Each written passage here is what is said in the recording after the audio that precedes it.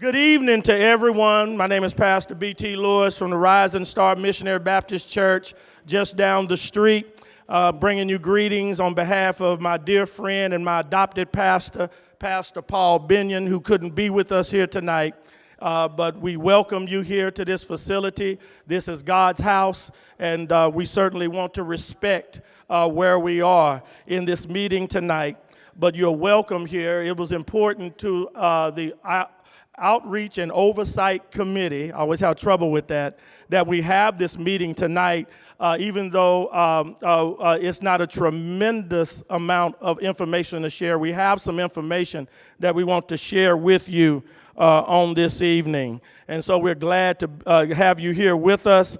Tonight we're going to talk about, as you can see on your agenda, a revised timeline submitted to us from the state. Actually, I'm looking, I don't see the date, but it came earlier this week.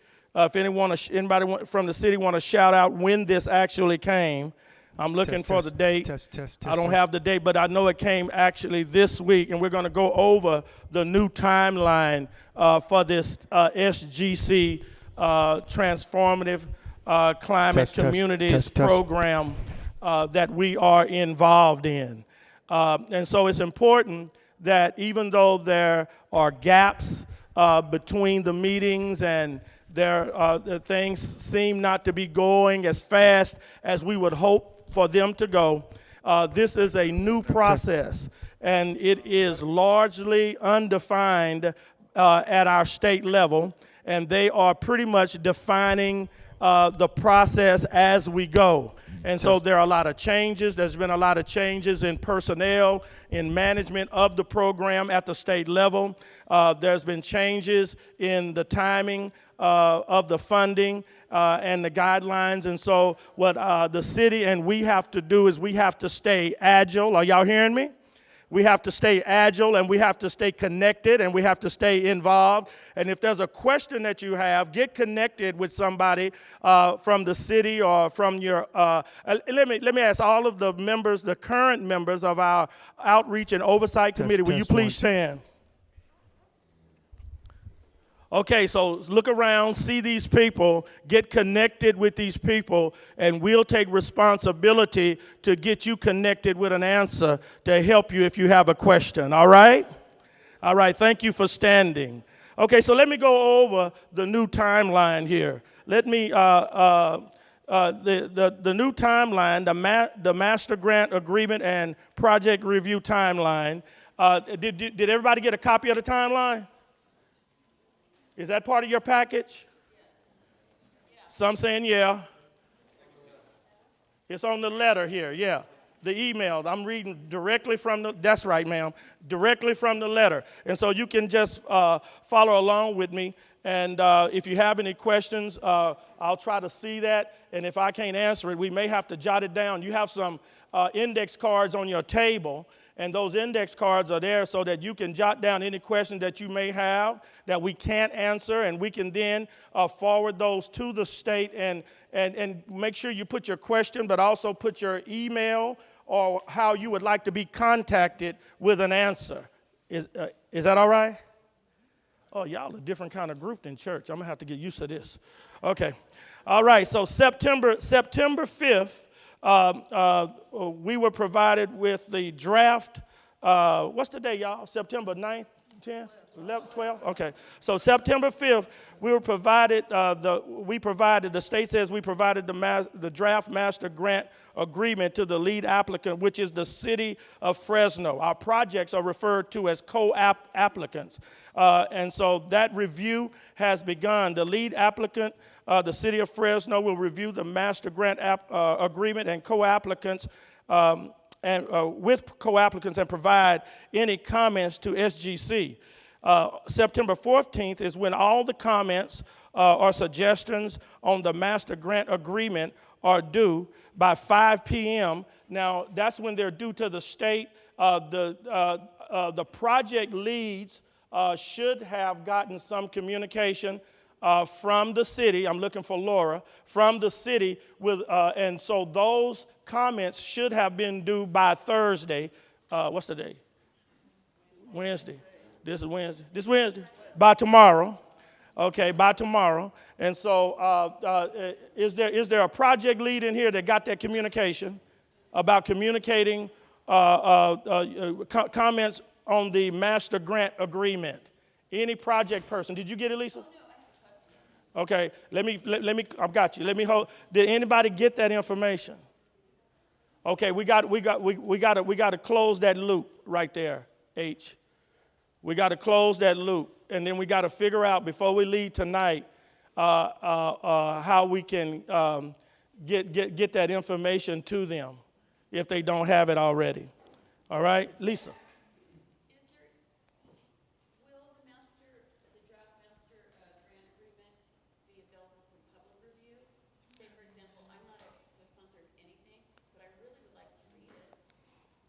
I don't think it'll be available for review until later in the process.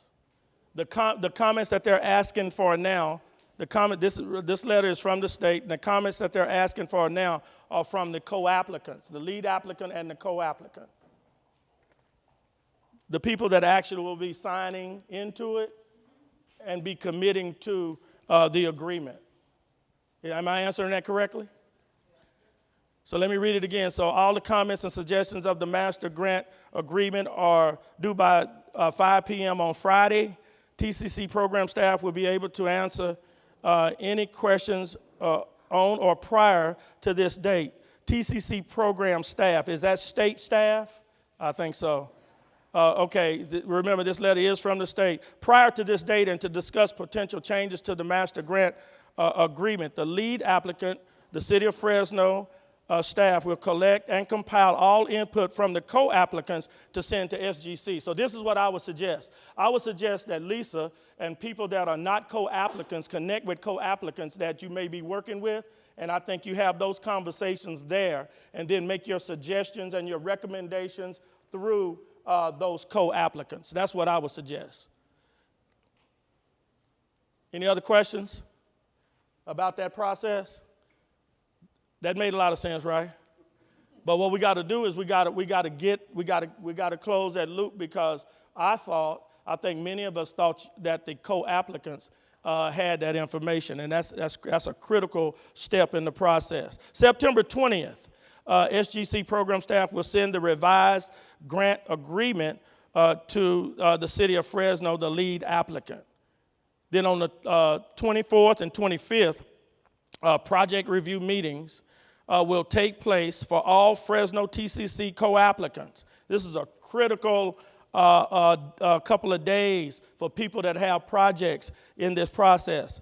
The purpose of these meetings will be for the state to ensure that all proposed project activities and expenses meet the requirements of the TCC guidelines.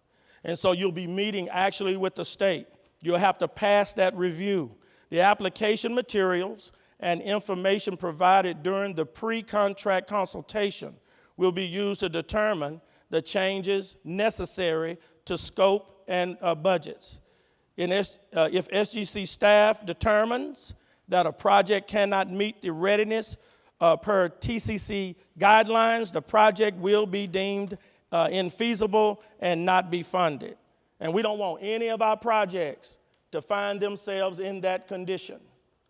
And so if you have any questions about getting connected with the right people to know what needs to be done on your project, so that when you go into this review process on the 24th and 25th, we want you to make it. We want you to get through that. And if you have any questions about who you need to talk to somebody on the Outreach and Oversight Committee so we can get you to the right person. I'm coming to you, Lisa. If a project includes ineligible budget line items, the project budget will be reduced according to ineligible cost identified. I saw Lisa's hand. I have a question for you. You're looking at possibly changing timelines and budgets. Has any technical assistance and/or workshops been held with the people that are getting the grants? Because, I mean, if you go to this meeting on the 24th and you don't know what you're looking at, you may come out of the meeting with your project pulled. Okay. Because you haven't had the technical assistance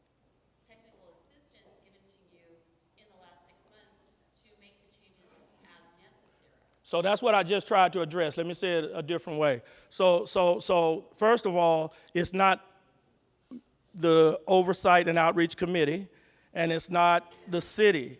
This is SGC. The state is going to be meeting with project leaders and groups to go through their budgets and go through their readiness and make their plans and make sure that they're ready to actually fulfill their obligation to the project. Technical assistance, and that's what I meant by get with somebody from the city or from the Outreach and Oversight Committee so that we can connect you with people that can help give you the technical assistance that you need to be prepared for the 24th and the 25th. But shouldn't the technical assistance already say to the grantees, this is what we're going to be looking at, this is what we need to see, because we've blown basically 6 months of your timeline? Everybody's budget, everybody's timelines are now going to have to move 6 months because of the delay in executing the contract. Yeah, I don't know if that's true, but what we can do is we can ask the state for an updated copy of their requirements and their guidelines so that people are working from the same template. Is that reasonable? Is somebody writing that down? Okay, I hope so. Yes, sir. Tell me your name. Matthew. Uh-huh.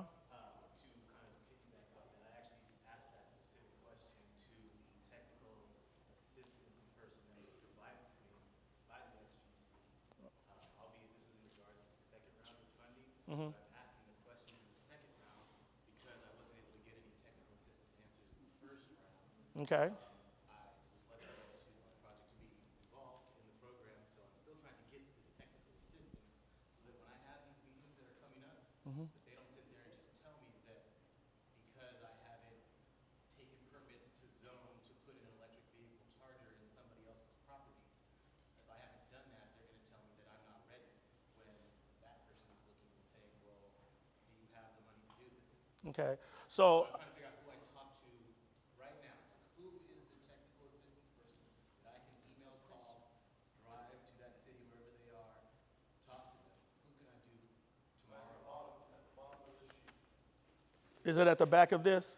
So the person that wrote this email, whose name I can't pronounce, Shaharnaz Mizarad, Mirzazad. So Matthew, we want you to try contacting Shahar. Huh? You already spoken with her. So speak with me after this meeting, okay? Speak with me after this meeting, and I'll be willing to work with you to try to get somebody to respond to you in a way that will help you, okay? All right, I'm pretty good at chasing folks. And so you see me after the meeting. And for others, if you have questions of that nature, fill out your card, and we'll help you follow up on that because we want you to be ready. Everybody, where's Rodney? Are you watching the clock? Oh, you don't know. We want you to be ready for the 24th and the 25th. Sister Smith, Diane Smith. Just sitting here and listening to what everybody has to say, it appears to me, and it sounds to me like the technical assistance that was supposed to be provided to have everybody on point at this point never happened or didn't happen or was very poorly done. That's what I'm hearing. I'm hearing if people are still asking for technical support, that was supposed to have already been done, and they should be on target at this late date. It shouldn't be still trying to talk to them to get it done the way it's supposed to be done. Okay. So I just think they failed again. Okay. So they failed again. Who is they? Well, there's a whole lot of they. I think that the city has provided some technical assistance for people up to this point, but it's difficult to provide technical assistance when the state continues to change the process. And so right now, what we're going to do is work with Matthew and work with others to try to get connected with a person in the state that can try to help our projects be prepared for what's going to happen on the 24th and 25th. We're not denying that the process has been raggedy. We're not denying that the process has been frustrating. People on the Outreach and Oversight Committee, we've been frustrated too. I wanted to quit last week, but I got some encouragement to stay. But we want, it's frustrating and it's hard to stay with something that doesn't seem like it's moving. But this is one of those cases where we have to stick with it as a community. We have to fight through all the barriers. When the children of Israel got to the border of the Red Sea, they wanted to go back into Egypt. They wanted to return to slavery, but then God opened up a way. They walked across on dry land. And so we have to be that adamant that we're going to stand there and we're going to press forward, even though the process looks like it can't be overcome.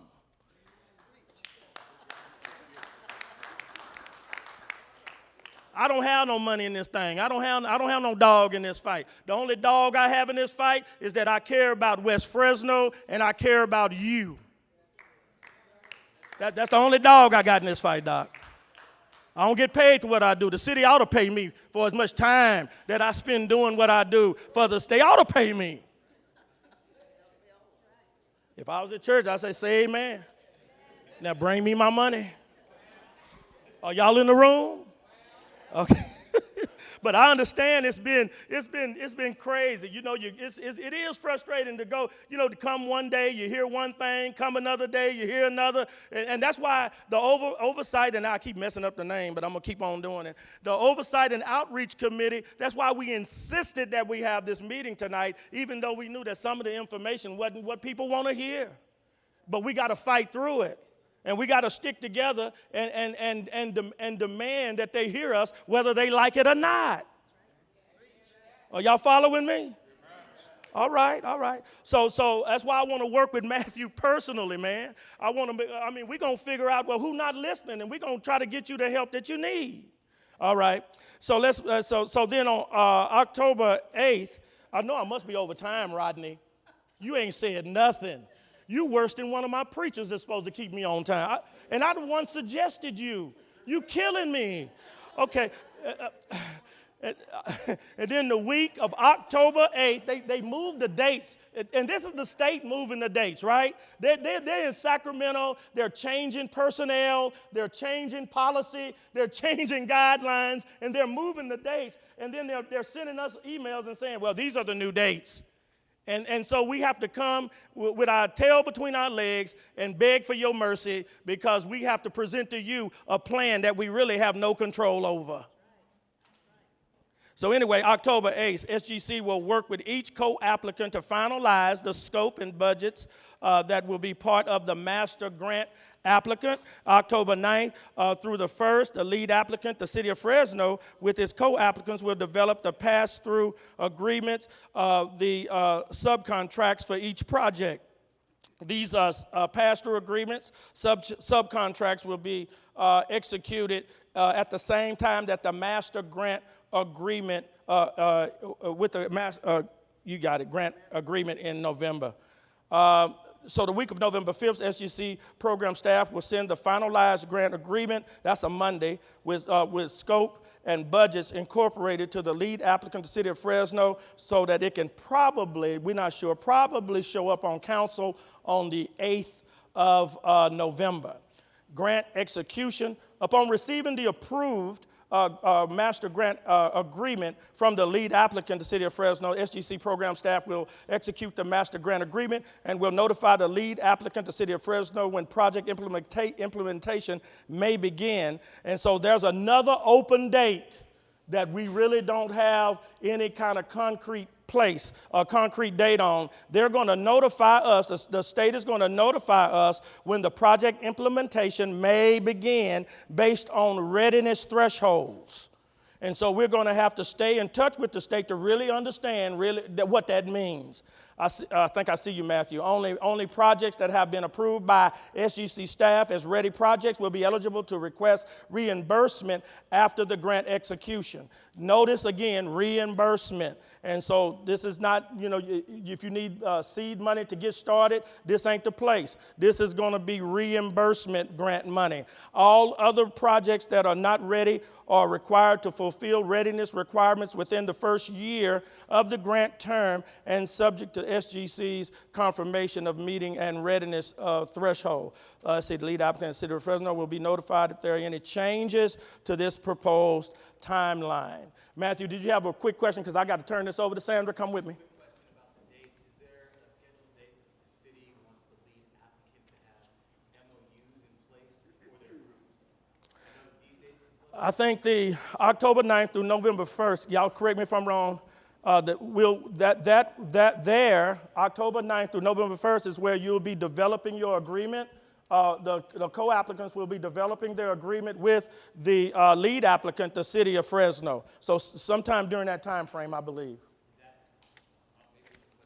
an agreement, is that the agreement between the city and the lead applicants, or is that a conversation between all the projects involved in the groups? That's between the city and the co-applicants. The projects are the co-applicants. The city is the lead applicant. And so that'll be a discussion then, and that's when these MOUs will be developed during that week. Maybe that needs to be specified because there's lead applicants. My project is a combination of 6 to 7 groups. All of those are co-applicants. You make a co-applicant. We have a lead applicant, and right now all of the information is being passed to the lead applicant. I haven't heard anything. Yeah, that lead applicant is a co-applicant. On this level, that lead applicant, all of y'all make up one big fat co-applicant, reporting to the city who is the lead applicant. And I still want to meet with you afterwards because I ain't got no problem chasing dogs. All right, tell me your name again. George. Pastor, I have a concern that we're supposed to review the contract agreement. The contract agreement, it talks on section 5, page 4, about abiding by an MOU, which is an attachment. When I go to the attachment, and it's blank. Okay, so now you are a co-applicant that actually got a copy of the draft master agreement, right? Yeah, it came in an email. Okay, so however George got that copy, our other co-applicants need a copy. Okay? All right. We all got, now see, I asked y'all earlier, and y'all act like y'all ain't got nothing. So okay, here we go. If you are a co-applicant and you did not get a copy of this draft master agreement, make sure you see me after the meeting so that we can get you connected. Now, to your question, that's a question that we're going to I would contact this person. Through the lead applicant? No, I would suggest you contact them directly and say that you are a co-applicant in the city of Fresno, and that particular page is blank. When I'm assuming you're saying when you click on that link. Yeah, and it's printed out, it's just blank. It's blank, yeah. And I would raise that question directly and then help the rest of us. Is that okay? All right. I can't answer any more questions because I must be over time. Oh, I am a preacher. I got a good idea. Okay, I'm going to turn it over to Sandra Flores, and she's going to take us into the next steps. Y'all can't whoop me neither because my sister here. Excuse me, I have a question about communication. Oh, I'm sorry. It's a real short one. Go ahead, Sandra. Okay, I'll try to take it. Go ahead.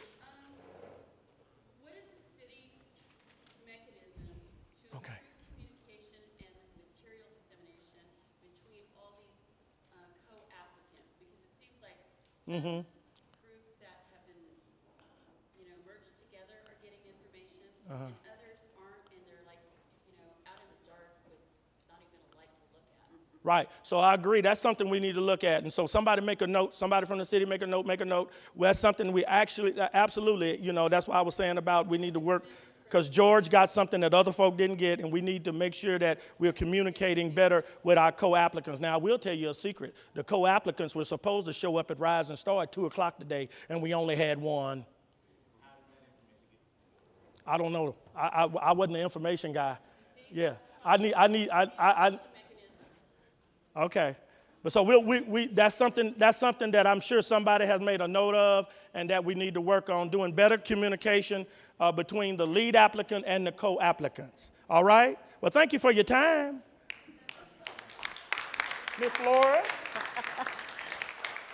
Good evening. Just to your question, I think part of what is helping me right now as a committee member is to identify what SGC is doing in communication, like this, what they were supposed to send all co-applicants, and then what communication is directly between the co-applicants and the city as the lead during this process. So there's kind of two things. And we would also like to be informed from the state, from SGC, about their communication with the co-applicants. Because if everybody didn't get the information they were supposed to, then that's a question for us to follow up with them. But if there's something specific that the city should be communicating with co-applicants, we also need to know about that and follow up on it. So there's kind of two pathways of communication here that we want to improve on, both. So I'm saying that out loud so that we make a note for the committee for us to revisit those kind of two pathways of communication. So my name is Sandra Flores. I'm also on the Outreach and Oversight Committee. I'm going to go over the nomination process as we expand the Outreach and Oversight Committee. So you all have a stapled, if you got a packet, you got a stapled group of papers. And that's what I'm going to be reviewing or talking about, the stapled group of papers. So the actually the nomination process to expand the committee that Pastor and I and Artie and others who stood up here are on, today was the deadline date that has been extended to September 30th. Okay, so we've got, I think, less than a handful of applicants to consider to add on to this committee. So the things I want to talk about is, one, who can either nominate themselves or nominate other people. And that group of people is limited to the collaborative stakeholder list, which is also stapled in the back. So these are all the people who voted on projects last summer, when we were all gathering here. So we call them the collaborative stakeholders. And they're listed on the back. They're green Excel sheet. Those are the qualified people who could serve on this committee. Those are the ones who demonstrated participation, attendance, and all of the things, all the criteria from last year when we started this process. So you can nominate yourself if you're on that list. Yes.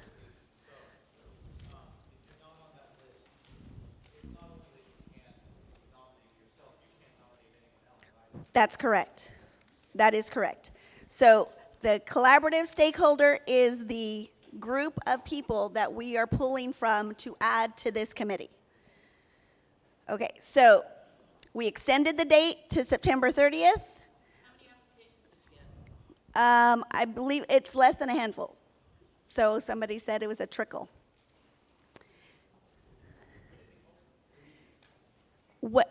When do we hold the meetings? So they are scheduled right now. We've been meeting on a bi-monthly basis.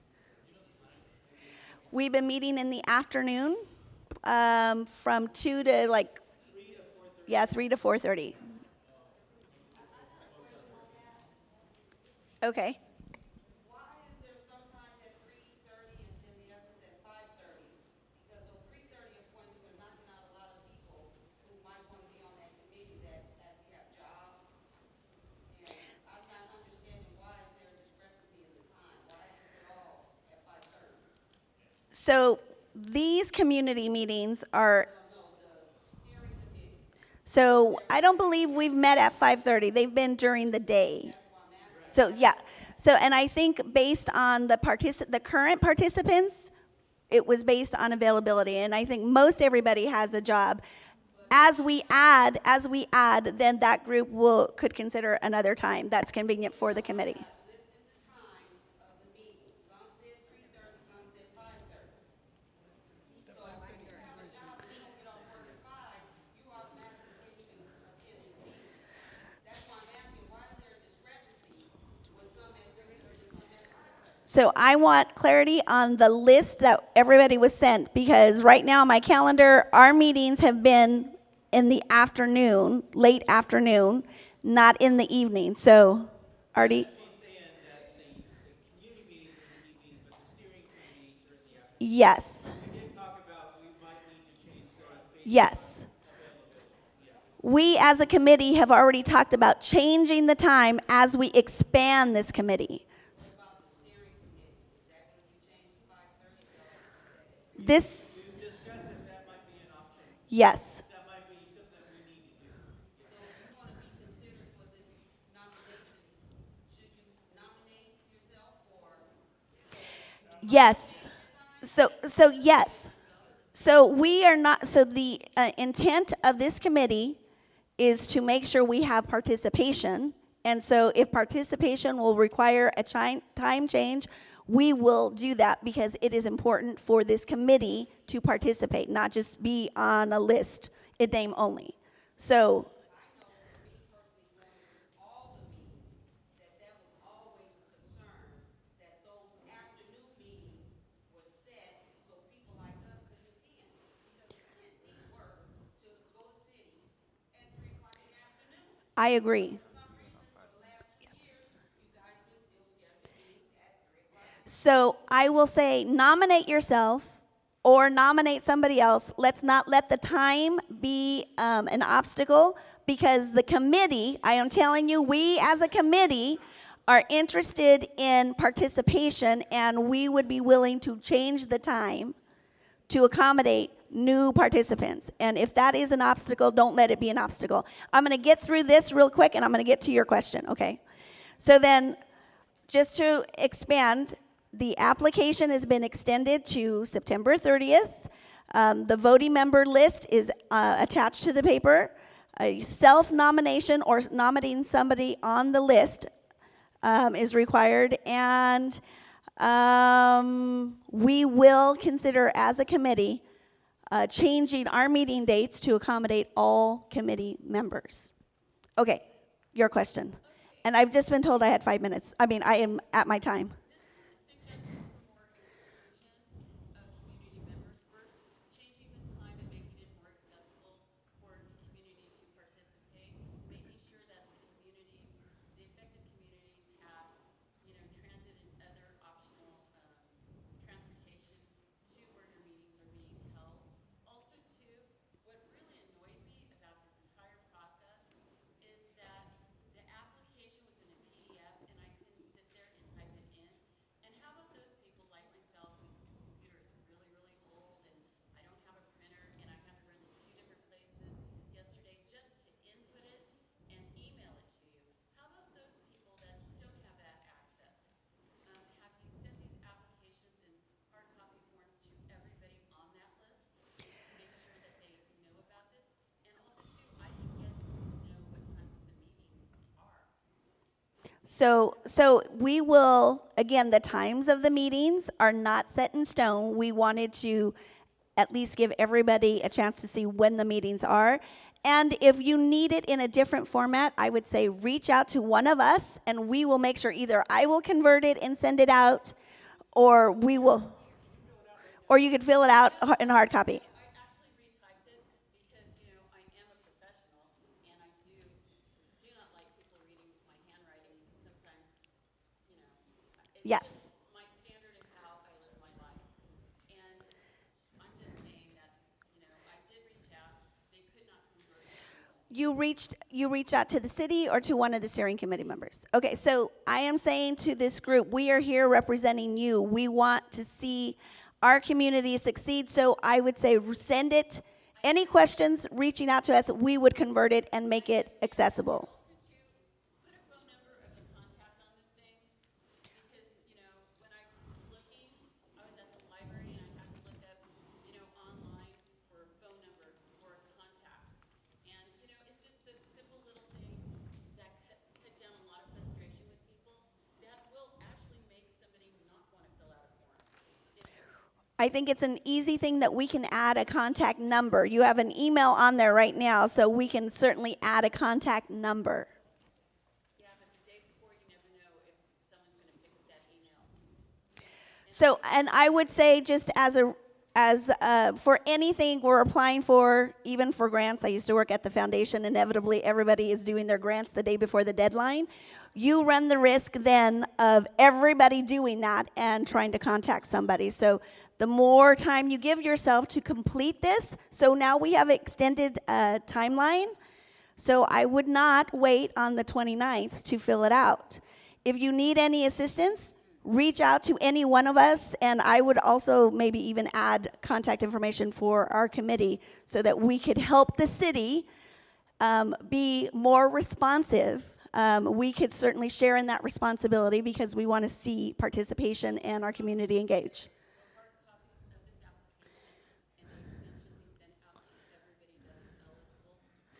So I can certainly, we'll note it down. I don't know that any hard copies have been sent. If it needs to be sent, then I would say let's get the request to see who wants it and see how we could accommodate that. So we're going to add a number and we have an email. So tell us who needs a hard copy.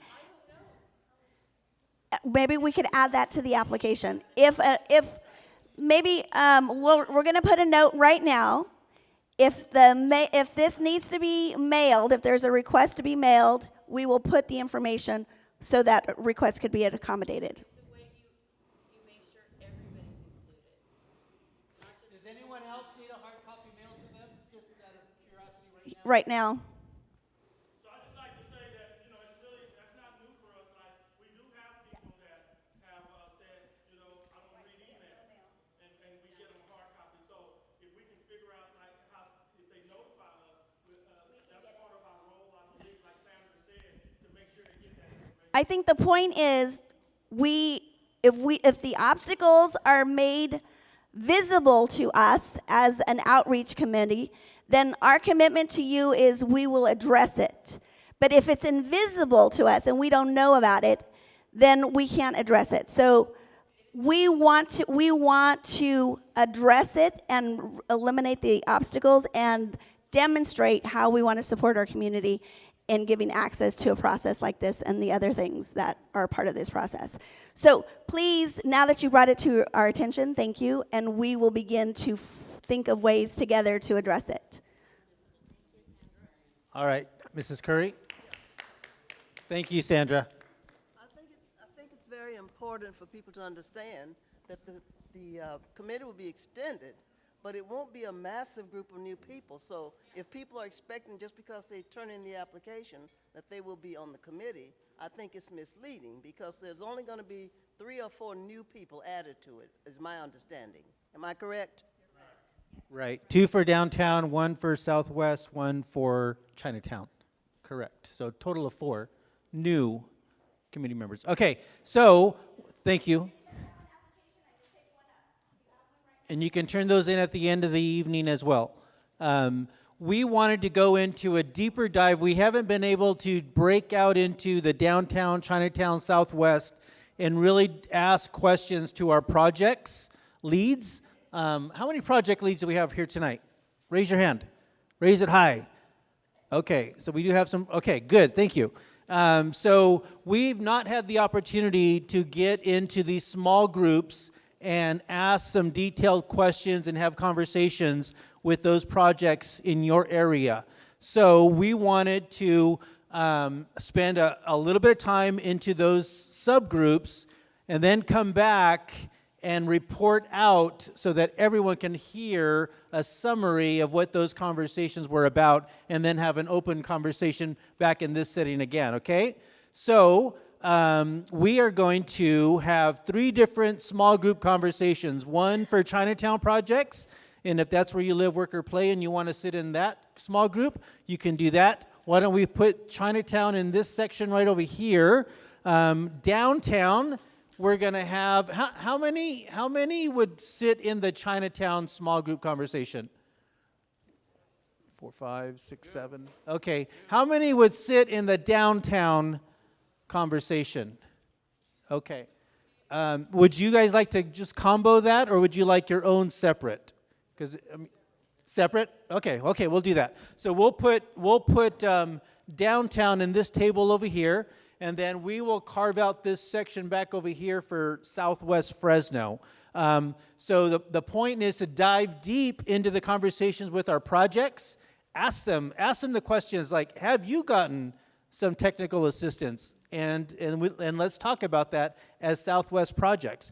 Do the same thing. Ask the questions you need to ask, and then we'll come back into this setting and do a report out, and then ask kind of the cross-cutting questions at the end that maybe we haven't talked about tonight, okay? So, Chinatown, if we can get the Chinatown projects and anyone interested in that conversation over here, downtown in this table over here, and then we will have Southwest Fresno into a big cluster right here.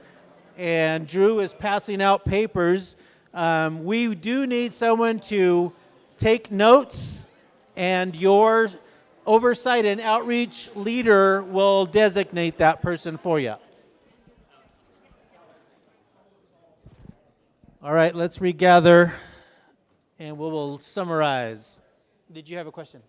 Go ahead. You go ahead, because they're going to be gathering. Do you have a question?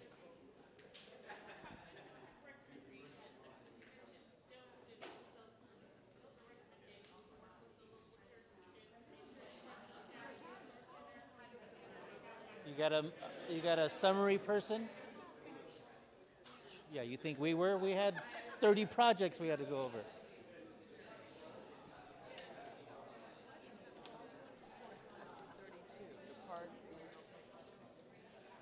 That was Tree Fresno's. You know what? We didn't have anyone here from that. Yeah. No. And the trail either. No one was here from the trail. So. Okay. We'll have to find out and email a summary. We asked them all to be here.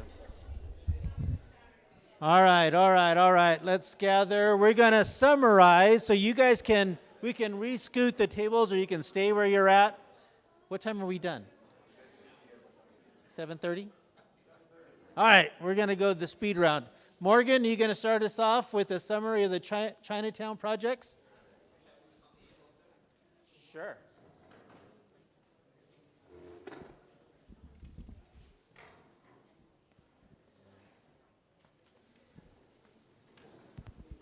Hello, everyone.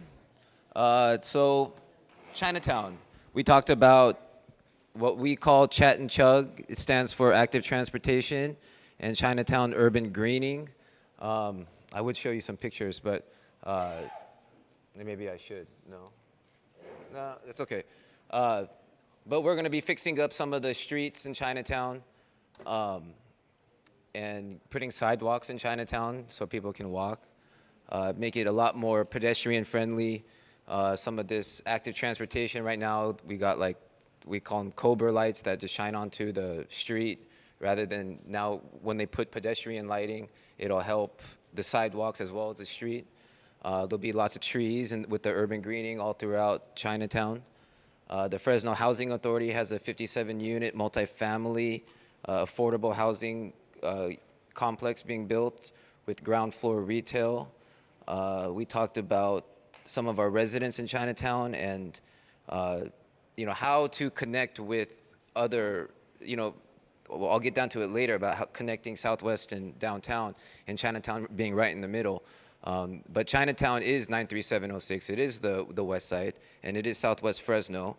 And I know working with, hopefully, how to connect with your guys' projects is very important to Chinatown. There's like those TCC connector projects. I know we only have 4 homes in Chinatown. Everything else is either SROs or studios, I guess. But I know there's 100 solar panels being put in Southwest Fresno on one of the Southwest Fresno's project.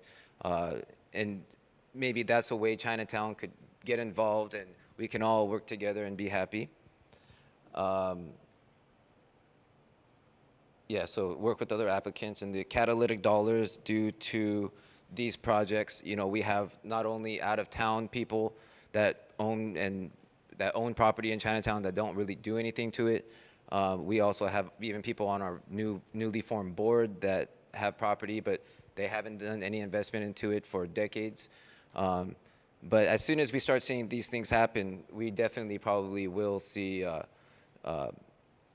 some reinvestment back into Chinatown, because this 57-unit from the Housing Authority, we have a board member that has 7 retail spaces that are just completely empty, haven't been worked on for decades. So I know that even talking to her, how excited she is to, okay, this might be the time to start reinvesting back into Chinatown, is good things to hear. Workforce development, I know part of our TCC stuff, it's going to be a big part moving forward. But hire locally, hire people from the area is strongly, we're in favor of. And like I said, yeah, connection between Southwest and downtown and the identity of Chinatown. A lot of times people who, I work in Chinatown, and not a lot of people, even though when they're in Chinatown, know that they're in Chinatown. And to have an identity and not let it get lost by all these projects, we're going to make sure that the Chat and Chug makes it feel like you're in Chinatown. And the Housing Authority, we're working with them to have some sort of, feel of not just being anywhere America. Yeah, so I think that pretty much summarizes, unless, did I forget anything or no?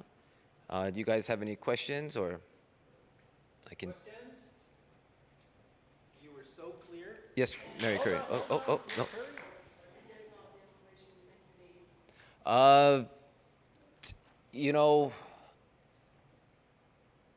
Yes and no.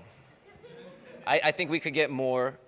Sometimes we don't ask the right questions, the most intelligent questions, but the farther along we go into this, the questions that we do ask, have been met with answers. It might not be the answers that we want to hear, but it's the truth, and we can handle the truth.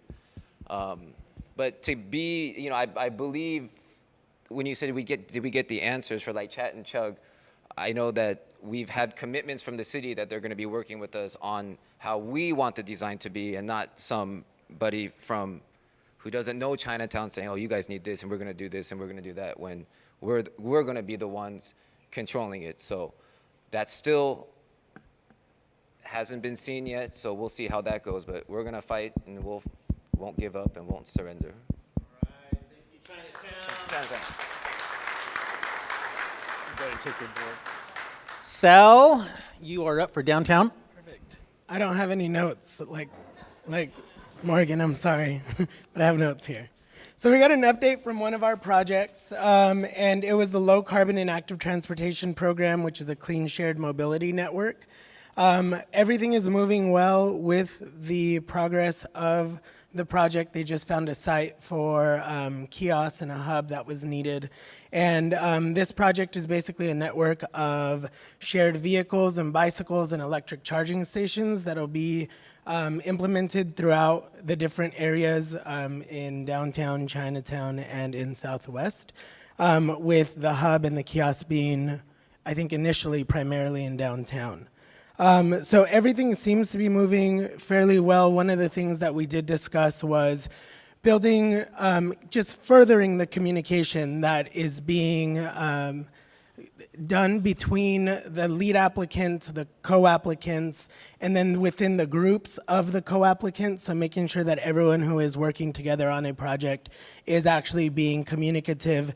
And the lead applicant, the city, has done some work in helping facilitate and mediate between the co-applicants, so that was one of the things that we did discuss that should probably continue. And just working on that continuing communication, building of a community between these three different regions. Downtown doesn't have very many projects, so just finding ways to continue to support each other and work together as a one big team is definitely a goal of everyone, and that was one of the things that we discussed. So, thank you. Oh, questions? There was not. We actually didn't have, we only have 3 projects. We didn't have someone representing the 2 city projects, so we weren't able to get an update on those. Yeah. Yes? Have you given consideration how removal of the Stanislaw Bridge and not replacing the little co-based project is going to be? I don't know. Is that, that's an above my head question. Has there been any consideration to the removal of the Stanislaw Bridge? Anyone know? Is that a question we can take back? I'm sure that's a question I could write down and take back to the city. I can ask that. I could write that one down and ask it. So perfect. Thank you. Yes.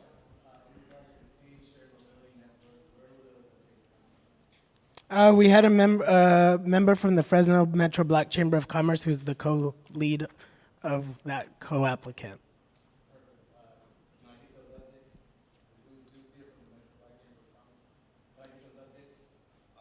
Well, Tara is in Boston this week, but you can come by the chamber and we can have that conversation. Thank you. All right. Thank you. All right, we're going to zoom through Southwest Fresno. They gave me 4 minutes. So what I'm going to do is I'm going to name the project number, and if this is your project number, if you could just stand up so that if they have follow-up questions after the meeting, they can know who to go to. So Tom, Permagarden, Project 31, you guys can follow along on the list. They did have zoning issues. They've gotten through that. Everything's looking pretty good. The overarching theme on all of our projects in Southwest Fresno is they want better communication, not last-minute emails of something that has to be turned in the next day and things like that. So Tom started with that. He doesn't want communication surprises. But the Permagarden is going to be over there behind Yosemite Village Apartments over there in California by Fruit. So it's looking good. Thank you, Tom. Project 34, Food Commons, that's also looking good. They've been doing a lot of outreach, especially here at Westside Church of God, trying to get feedback, and they want to get continued community feedback on the designs. They're working on that right now. So when you hear about these outreach meetings, please go, because they'd love to get your feedback. It's looking good. Once again, communication, we're going to work on that. Thank you. Project number 12, EOC Weatherization. He's back there in the back, and they are doing 135 homes in solar, 135 homes in weatherization, 20 to 30 vehicles. And one of the great things that they mentioned is they're trying to find some side funding to support roof support, because they know that a lot of these homes we're going to need some roof support for the solar, and get that updated too. So things are looking good on that end. Thank you so much. Project 19, car share. That's Matthew. Where's Matthew? Where did he go? Oh, there he is. He's got Pastor Lewis is going to work with him. He's going to work alongside Matthew and get him kind of situated with Tara Lynn and the rest of the projects. They've got the car share. We've got to get some better communication between all of the leads within that project. So we'll help Matthew with that. Project 22, active transportation, street improvements. That'll be out on Annandale between Elm and MLK, doing some sidewalks, bike lanes, multimodal, I think, is that what you called it? So that, and they're also going to be doing some housing, senior housing and housing out there next to, I believe that's right next to the Clinica Sierra Vista, right? Yeah, so that lot over there by Mariella Brown. So, and they're doing okay. So thank you for that. 35, Fresno City College, Southwest Campus. They've got the properties. It's looking good. They've got their internal issues, but it's looking good. They actually have a meeting tomorrow at Edison High. So if you really want to get some more information on that, because it's amazing, I would go to that 5:30, I believe, and she has flyers out there. So she's got flyers if you want to go to tomorrow's meeting. Thank you. Project 37, Gladiator. That's for workforce mentoring. They are working on this web-based case management software, and that's looking good. Their site is actually going to be at Washington High School. They've got a great structure, internal structure for job placement. So everything's looking good on that end. Thank you, Yolanda. Project 29, Tate's in the back with Bethel Temple Preschool. He's got some issues that we need to work through. He's got one different group at City Hall that is working on the playground, and a totally different group in the same department working on the preschool. And it seems like those two teams at City Hall are not communicating well. So we'll have to do some homework on that and see what's going on there. But that's his major challenge, because one can be a lot more costly than the other if things don't work out well. So, but other than that, I think everything is moving along. It's trickling along. Tate, okay, trickling. No comment. But we'll see if we can help them with that internal stuff at City Hall. Project 36, the advanced training, and this is going to be with a couple of hundred, where are they at? I'm sorry.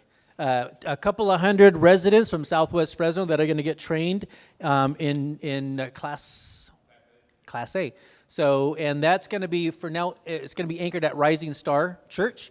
That'll be the officing over there. So thank you, Pastor. And he said that it's been a good experience thus far. Yeah, got a lot of help, and I think the technical support. Yeah. Yeah. So we celebrate that. Yeah. So thank you. Project 33, the Inside Out Community Garden. So what they are in need of is a location. It's been kind of bouncing around. They are trying to find a location for about 5 large plots, 5 trees, and that's kind of their challenge right now. So if you guys have any thoughts, get to her. Yeah. And then one of the things that they opened up some conversation about that was really important was a lot of the emails that go out to the project leads they're all in blind copy, so they can't really see who else has a project, so they can cross communicate. So we're going to work on that and see how we can remedy that. So thank you for bringing that up. Project 13, Grid Alternatives. They are working on about 60 homes in Southwest Fresno for low-income families, solar and energy savings. They've got some great internal structures, and they're working to make sure that their families are not going to be the same families at EOC's project. So it seems like they're on top of that, and they've had a great experience thus far. Thank you so much. We also did not have a couple of projects here tonight. One was the trail. They were not here tonight, and there was another one. What was the other one? A park. What was the other one? The MLK Park. Yeah. So it was unfortunate that they couldn't be here to share out, but maybe in the next email that goes out, we can send out an update on those as well. So I just want to thank my Southwest Fresno project leads for being here tonight and giving us an update. Once again, our overarching theme was better communication. So that's what we're going to work on. And for our last communication, Pastor BT. All right, thank all of you for coming tonight. So better communication. We're going to, the Oversight and Outreach Committee is going to work on one thing to kind of help facilitate that. So I need everybody that's on the Outreach and Oversight Committee to please stand real quickly. If you're on the Outreach and Oversight Committee. Okay, so these are just some of the people that's on that committee, because what we want to do, you may be seated, what we want to do in our next meeting is I'm going to suggest that we assign projects to members of the committee, and that the committee then becomes proactive in reaching out to project leads and helping to answer questions and facilitate communication and start to build that process. And so that's one of the things that we want to do. I hope this was beneficial to you. Remember that we have to do the work to make this work. The state won't do it for us. We have to work with them, work within their guidelines, but we got to stay at it, and we got to keep up our game here in Fresno. Amen. Amen. Okay, so I'm done. Let's stand, but we got to do one thing, though, before we go, because if I don't, then Pastor Binion will get me real bad. And so I'm going to ask you to please stand, because I forgot to pray before we started this meeting. And we're in Westside Church of God, and you can't come in Westside Church of God and be starting conversation. So what I did is I prayed for y'all while y'all was having conversations. Amen. I can't let it get back to Pastor Binion that I didn't pray at least once. Amen. So let's pray. God, we're grateful for your mercy and for your grace. We thank you, God, for this meeting. God, I thank you for individuals in our community, God, that are genuine.